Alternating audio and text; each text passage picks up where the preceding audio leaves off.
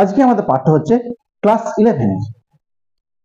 11 as you like it আর নাটক আছে। সেই নাটকটি লেখাকার শেক্সপিয়ার লিখেছেন। এটা যদিও একটা নাটক, কিন্তু আমাদের ক্লাস 11-এ এটা উপস্থাপন করা হয়েছে একটা স্টোরি রূপে। চলো আজকে আমরা শুরু করি। তাহলে তার আগে একটা কথা বলি, যদি চ্যানেল নতুন হয়ে থাকে চ্যানেলটিকে সাবস্ক্রাইব করো, আজ সাবস্ক্রাইব করে থাকো, থ্যাংক ইউ। চলো আমরা স্টার্ট করি। তাহলে দেখো, অ্যাজ ইউ লাইক ইট, যেমন তুমি এটাকে পছন্দ করো, শেক্সপিয়ার লেখা। এই নাটকটাতে এটা কমেডি, এটা হাস্যকৌতুক নাটক। স্টার্ট।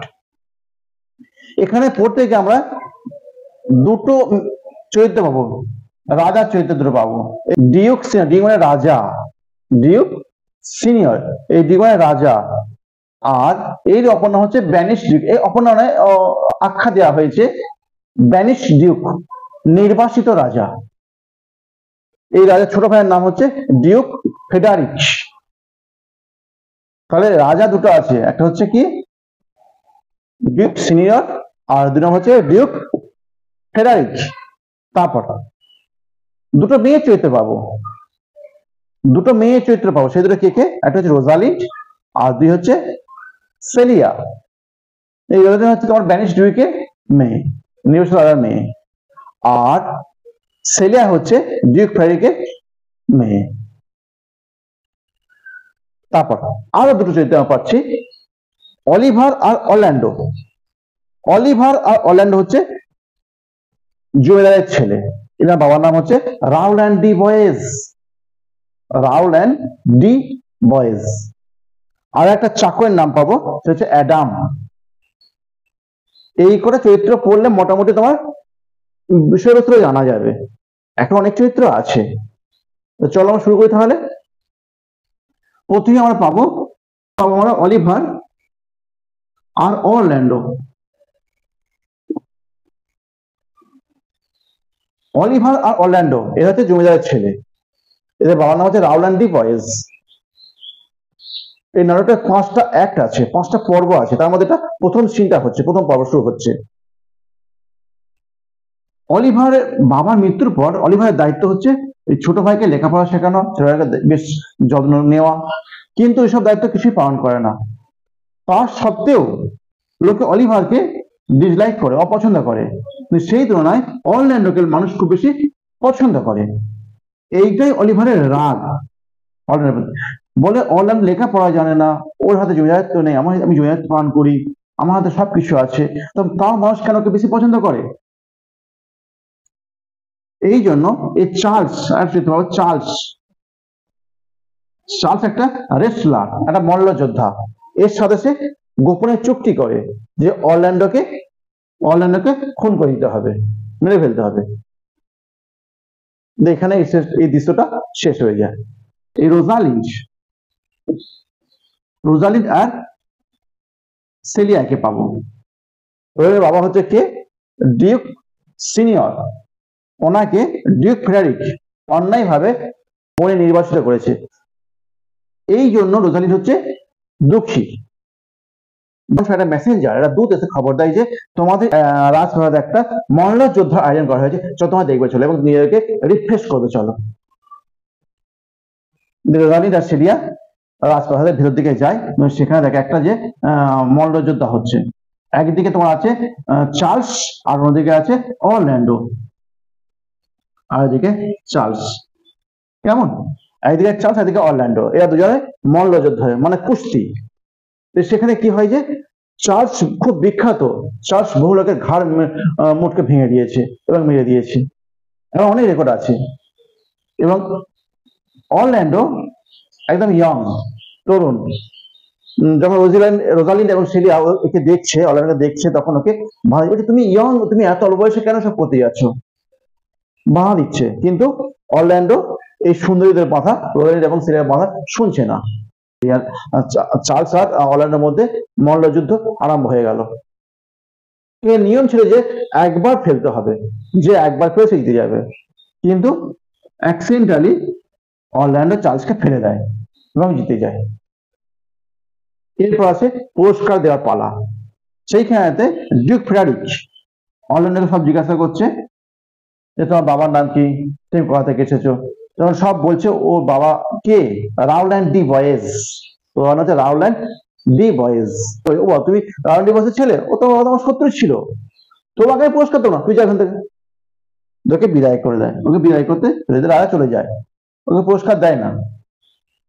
তখন রোজালিন্ড বলে তোমার বাবা ডিক সিনিয়র এর বন্ধু ছিলেন, তাহলে আমি তোমাকে পুরস্কার দেবো। এই নিজের গলার হাতটা খুলে অরল্যান্ডোকে দিয়ে দেয়। সেইখানে লাভ এট ফার্স্ট সাইট, প্রথম দর্শনেই প্রেম হয়ে যায়। তারপরে অরল্যান্ডো সেই হাতটা নিয়ে বাড়ি আসে, পুরস্কারটা নিয়ে বাড়ি আসে।